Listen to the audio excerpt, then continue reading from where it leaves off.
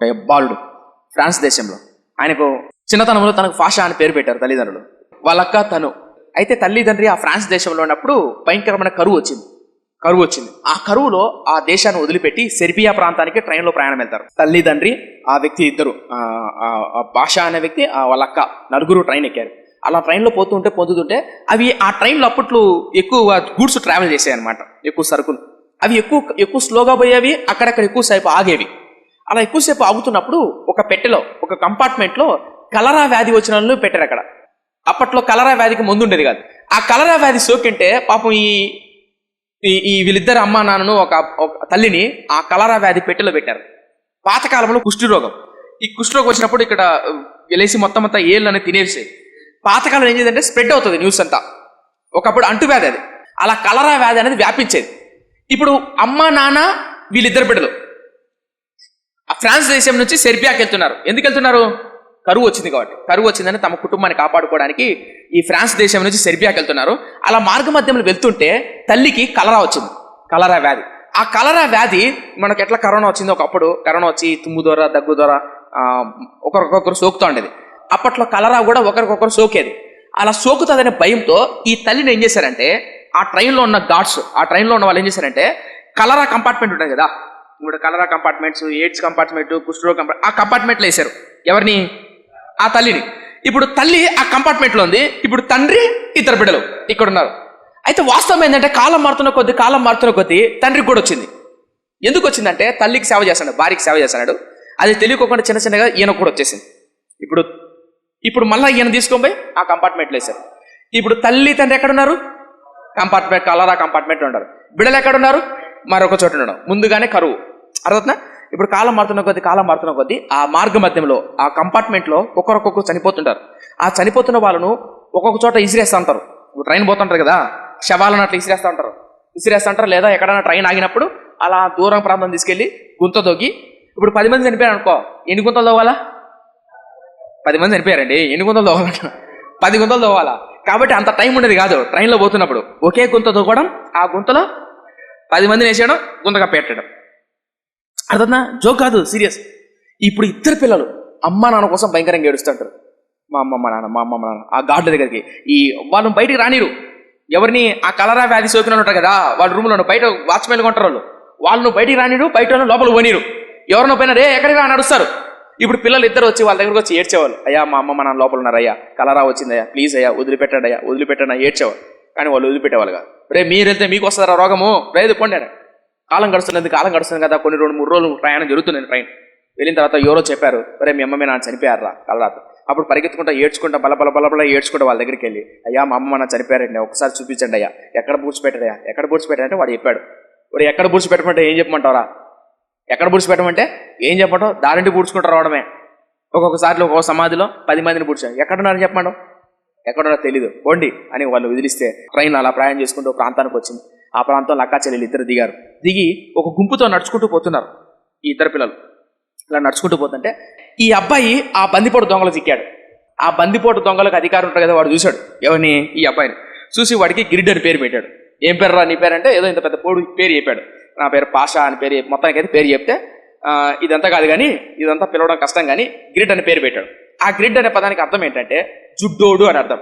ఆ జుడ్డోడు అనే పేరు ఏంటి? గ్రిడ్ వాళ్ళ భాషలో. అలా గ్రిడ్ అని పేరు పెడితే మొత్తానికి అలా కొనసాగిన తర్వాత ఆ దొంగల మూట పిలిచికెళ్ళాడు ఆ యవనస్తుని. అలా దొంగతనం చేసిన పెద్ద గది దొంగ అయ్యాడు. ఎవరు?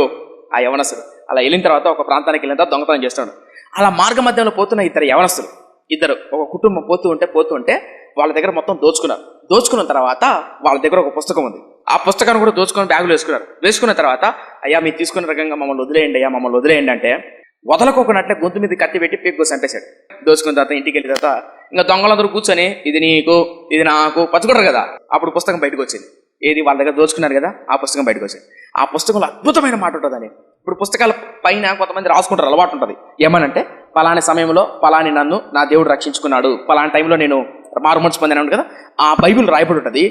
పలాని రోజు నా దేవుడు తనకు మహాకృపతో మహాప్రేమతో నన్ను రక్షించుకొని తన బిడ్డగా అంగీకరించుకున్నాడు, నేను ఆయన సొత్తును ఆయన రాసుకున్నాడు ఆ బైబిల్లో. అలా రాసుకున్న తర్వాత అక్కడక్కడ కొంతమందికి అలవాటు ఉంటుంది. ఏడు చెప్పండి? అండర్లైన్ చేసుకుంటారు కదా, అట్లా అండర్లైన్ చేసుకుంటాడు. వీళ్ళకి బైబిల్ చదవడం రాదనమాట. ఇది చూస్తూ చూస్తూ అక్కడక్కడ అండర్లైన్ ఉంటుంది కదా, అండర్లైన్ చేసిన పదాలు మాత్రం చదివేవాడు. ఇప్పుడు మొత్తం చదివితే తెల్లారుతా కదా, ఇప్పుడు బైబిల్ తీసానే కొన్ని చోట్ల హైలైట్ ఉంటుంది అనమాట. అలా హైలైట్ అయిన విషయాలు చదువుకునేవాడు.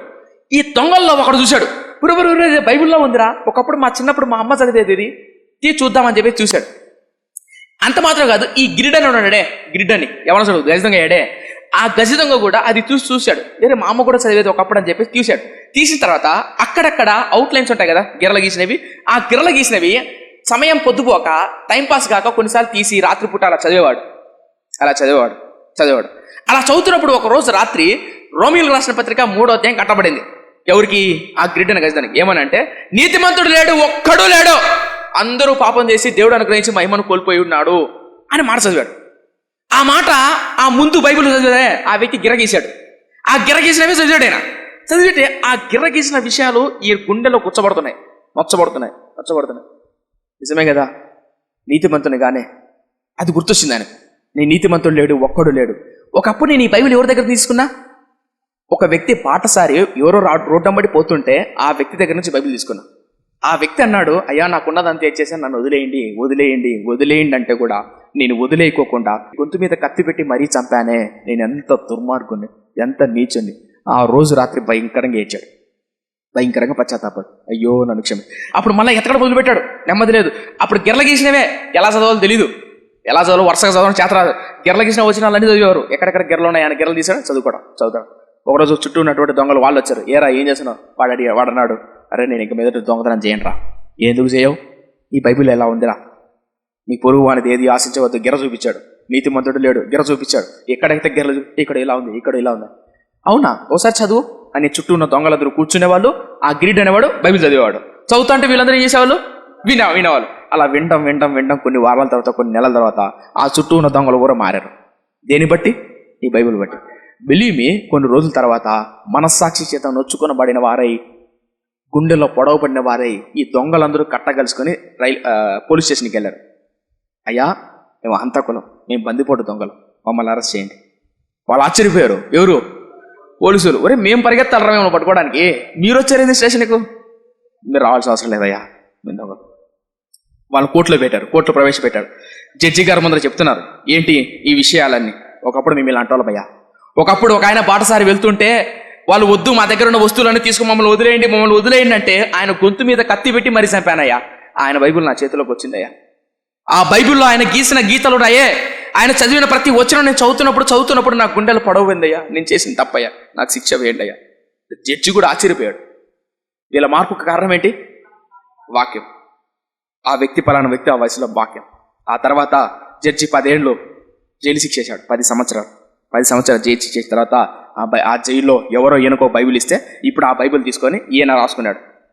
బైబిల్లో మొదట నీ బైబిల్ ద్వారా, నీ బైబిల్లో నువ్వు రాయబడినటువంటి, నువ్వు గీసినటువంటి గీతల ద్వారా, నీ బైబిల్ నా చేతిలోకి రావడం ద్వారా పాపిష్టి వాడినైన నన్ను, నీ గ్రంథం, నీ వాక్యం నన్ను మార్చింది. ఆ సిలువ ప్రేమకు నాలాంటి కఠినాత్ముని ఈ ప్రేమపూరితమైన వ్యక్తిగా మార్చింది ఈ గ్రంథం అని రాసుకొని తను ప్రతిరోజు బైబిల్ చదివాడు. 10 సంవత్సరాల తర్వాత విడుదలవుతారు కదా, విడుదలైన తర్వాత తన సొంత దేశానికి వెళ్ళి తన దేశాన్ని ప్రభావితం చేసిన సేవకుడయ్యాడు. దేని ద్వారా చెప్పనా? వాక్యం ద్వారా, సువార్త ప్రకటించే ద్వారా. ఈ వాక్యం, సువార్త, ఈ ప్రేమ ఎంతో మంది రోగులను, అనారోగ్యాలను, ఆర్థిక ఇబ్బందుల్లో వారిని, తాగుడుబోతులను, వ్యభిచారులను, మోసగాలను మార్చింది. ఏంటిది? ఈ వాక్యం. ఏ దేశానికి వెళ్ళినా ఈ వాక్యం అనేక మంది జీవితాలు కట్టగలిగింది.